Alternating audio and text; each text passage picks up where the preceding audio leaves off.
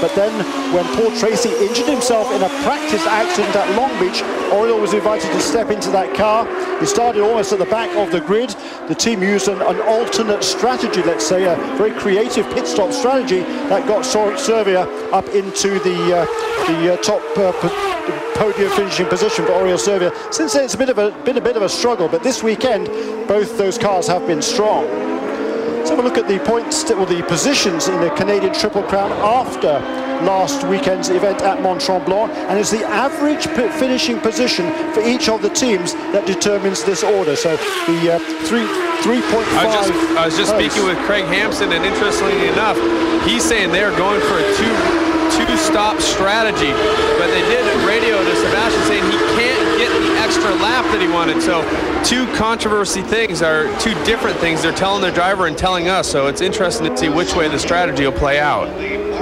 Yes, thank you, Cameron Steele, and certainly there's a lot of different strategy that can be played out in this race. We've had quite a lot of caution though in the early stages. I'd be surprised if most of the guys could not get to the end of the race on 2 pit stops, but I'm not down in the pit lane working out the fuel consumption. Certainly it's a track that is relatively heavy on fuel consumption. They try to get about 1.7 miles to the gallon, which appears to be using about 1 gallon per lap on this exhibition play circuit.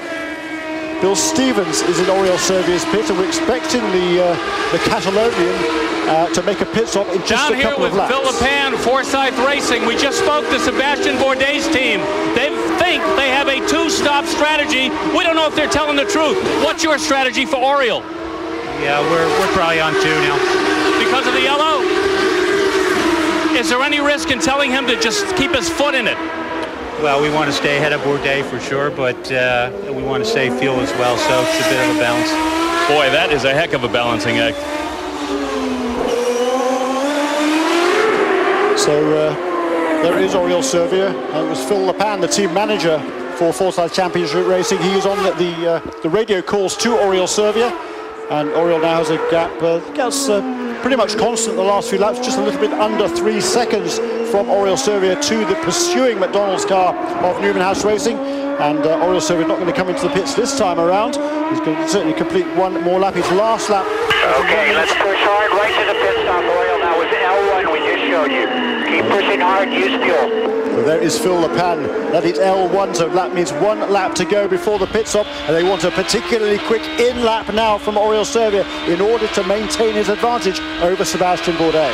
And that is very, very important. You really have to have a blistering in-lap to try and maintain that gap, and that is something Sebastian has always been so good at. His in-laps and his out-laps on cold tires, as we don't use tire warmers here at the Champ Car World Series, are very key as those guys get extremely close to the outside wall of turn 1 there. Yeah, boy, that was close, wasn't it? And there is that battle, and you can see there that Ryan Dalziel is still maintaining 9th position ahead of Justin Wilson, the Scotsman there ahead of the Englishman, and he was cutting it awfully close there, wasn't it, to that white dividing line going down towards turn 3. I was just going to say, he had to do a last-minute dive to the to driver's left-hand side of the track to try and make it inside there, and there's no doubt that Justin's frustrated right now running behind Ryan, but if he can't get by him on track, then that's fair play to Ryan. They are racing for position. Last lap around, Sebastian Bourdais set the fastest lap of the race, a 1:02, and he also set a 1:01 this time around. There is a pit stop for Justin Wilson, and Oriol Servia is in the pit lane, we believe, as well as the CDW car. He comes down the pit lane at the 50-mile-an-hour limit. Nice and serious, put it on the mark. Phil Howard there, the team manager, put it on the marks, he tells Justin Wilson. Right. 32 gallons of methanol fuel, a brand new set of Bridgestone Potenza tires. You can see there the red sidewall tires coming off, the harder black sidewall tires going on. Watch your speed.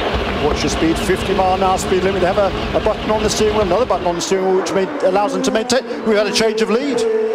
Oriol must have made some sort of mistake or had some sort of problem, because he has lost the lead. He should be diving into the pits. I don't know if maybe they ran him close on fuel and the motor started to cough, or maybe he's made a mistake. So Bill Stevens is down in pit lane, and he's going to be calling Oriol Servia's stop. Servia is in. This is definitely not going to be a short fill. They'll get as much fuel as they can into this car. They're taking the reds off the car, putting on a set of scuffed primaries. And watch how long it takes to get all the fuel in. They're not taking any chances. I'm just absolutely baffled at this point as to what happened there. Yeah, we certainly didn't see anything. The cameras haven't caught it. Hopefully we'll have it on a replay perhaps in a little while, but clearly as they came down towards the pit lane, it was he's got to be careful not to put all four wheels over that yellow line on the exit of pit lane as well. I think he just about got away with that one, but here is Sebastian Bourdais, and everything now is played out into his hands. He was just hoping to stay as close as he could to Oriol Servia. I'm sure he wasn't expecting to have the lead handed to him before Oriol came into the pits. Well, it's certainly butchered Oriol's chances of taking the win. Well, I say that, it's certainly hurt him. The leader of the race, Sebastian Bourdais, is now in pit lane. Cameron Steele will be in the Newman House Lanigan pits calling his pit stop. Solid stop, guys. Ryan still in the car. You can hear Kenny Seawick giving him instructions as he comes into the pit stop. They did report that the car was good, but there you see a turn into the wing in the front, so a small adjustment to the car, but definitely not a short flow. They're saying they can do it in 2 stops. We'll see if they can pull it off. And guess what, guys? The rain is falling here in the pits now. Oh my goodness, the rain is coming back again, and Sebastian Bourdais and Oriol Servia have just rejoined on dry weather tires. Here now is Oriol Servia. You can see the gap now that Sebastian Bourdais has pulled out.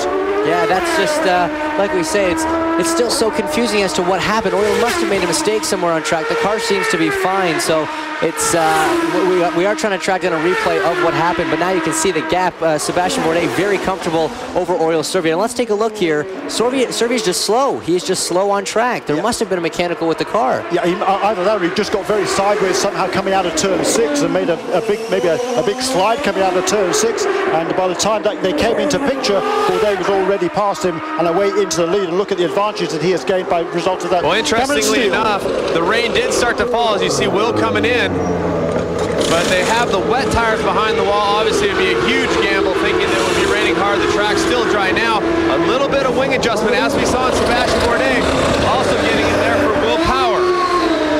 Yeah, and Sebastian Bourdais had about a half turn of front wing added to that car, so more wing angle there. Look at that. Will Power comes out just behind Sebastian Bourdais, so that's Simon Pagenaud, who's on a different strategy. Simon is out in front at the moment. He came in to the pits on lap 4 during that first full course caution. Of course, we saw him change the wing on that Team Australia car, so he can go a little bit longer than could Will Power. But Will turned a couple of very quick laps there before that pit stop, and that was enabled him, it would appear, to get out between the previously first 2 cars of Bourdais and Oriol Servia. Down to pit lane one more time. Cameron Steele is in the Team Australia pit. Slippery in the box, so let's get it slowed down, nice and easy. You hear Rob Edwards reporting it is slippery in the box. That is because the rain is falling more and more. They were actually contemplating about the rain tires, I believe, for just a second, but again, no changes. And actually, the water squirt that they shoot onto the fuel filler actually hit him right in the face, so his visor is already wet, but the rain is coming down. I don't think it's going to make a difference. Thanks, Cameron Steele. That was What's the comment there is that? And the pit, whoa, look at Alex that. Tagliani sideways. You can see that the surface is getting wet. It is definitely raining down in turn 3. Alex Tagliani just caught out there. Really nothing he could do. It would have started raining. You know, he wouldn't have known that it was raining in this corner. No, he wouldn't. He was, I think he was, well, there's Sebastian Bourdais. He just scrabbled around as well, didn't he? There's Will Power, and Oriol Servia spins as well. That is the R-Sport pit. That's Paul Gentilozzi. We want to see there. There is Oriol Servia. He's lost it as well. It's gone from great to appalling for Oriol Servia in the course of just 3 laps. And he's definitely stalled the motor. He's avoided contact with Alex Tagliani. He stopped short of the R-Sports car, but certainly the pits are closed now as the full course caution is out. And part of the reason, Jeremy, is this concrete patch. Yeah, there's lots of changes of surface here in Toronto. And let's talk about your race earlier. You raced in the wet this morning. You go from asphalt to concrete and back to asphalt again. It really does make it particularly tricky in these sort of conditions. The 2 different surfaces have a very different grip level when it starts to get wet. Essentially, concrete is extremely slippery. So when it gets to a wet racetrack, the idea is to drive around the outside of all these concrete patches and keep as much of your tire on the asphalt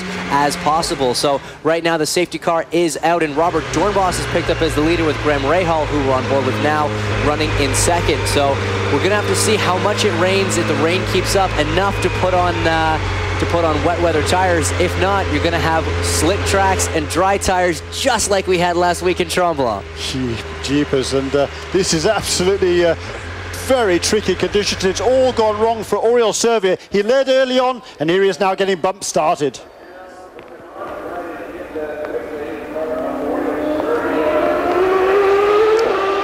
So they're finally the Holmetro safety truck team gets Oriol Servia underway, and now poor Alex Tagliani has to wait to be pulled out of the tyre barriers, and Oriol Servia, as the highest running driver, gets preference there over Alex Tagliani, even though it was Tagliani that went off first. I think Servia was just about able to, to maintain the lead lap there, James. I was just going to say, Jeremy, he just got out in front of the safety car, so he has stayed on the lead lap as we watch him now trying to come back, catch up with the tail end of the field. Alex Tagliani, of course, not able to get his car going in time. He will be down a lap, so this has really, really hurt Alex's race. This is very unfortunate. You know, one half of the Canadian contingency of this race was out in the first lap, and now the second half, the other Canadian driver, Alex Tagliani, obviously in the tires in turn 3. So Oriol Servia diving into pit lane. Not diving into pit lane. Pits are closed. I was just going to say that would have been a mistake. So you got a toe start there, because you saw that rope that was tangled around the wheels, and luckily it threw its, the rope became disentangled as he went round that right-hand turn. So that could have been nasty to get that rope tangled around the suspension.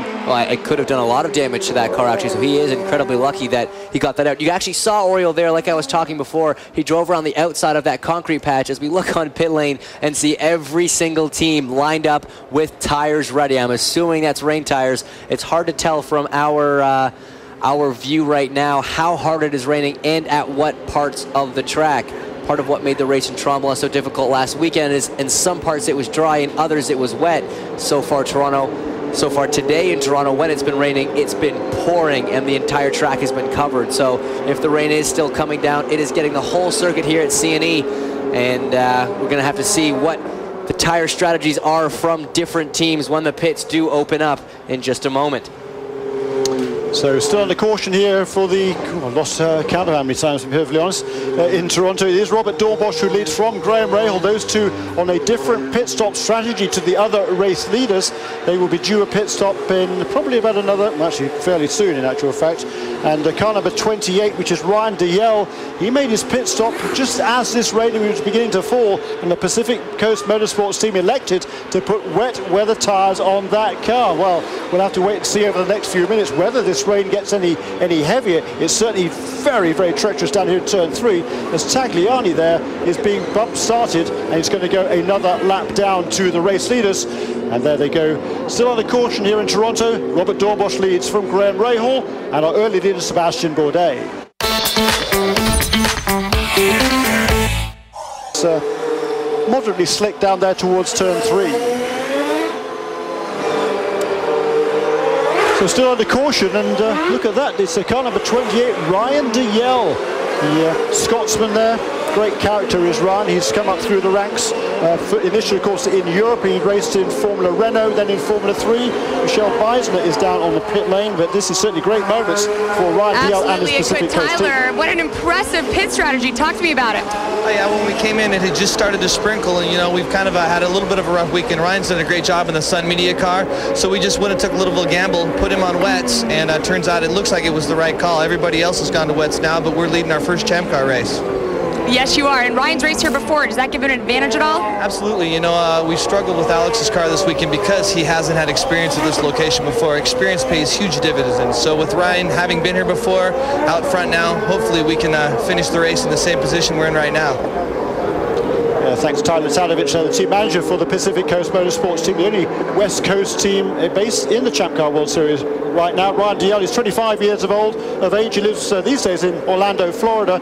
Raced, of course, in Toyota Atlantic a few years ago, and he made his debut in the Champ Car Series here 2 years ago for Dale Coyne Racing and finished a very creditable 9th place. And now, for the first time, he's leading a Champ Car race. Neil Jarney in 2nd place there. I think he jumped ahead of Dan Clark. He did, because Dan Clark's the only runner on track who's on dry weather tires as Will Power goes down the inside of Sebastian Bourdais. We see Robert Dornbosch around Simone Pagenaud and Graham Rahal out in that as well. Lots of running, lots of action right here on the opening lap of this restart. And very, very tricky conditions. It's sort of wet, sort of dry, and very, very tricky indeed. But Ryan Dalziel, he's on the wet weather tires here. And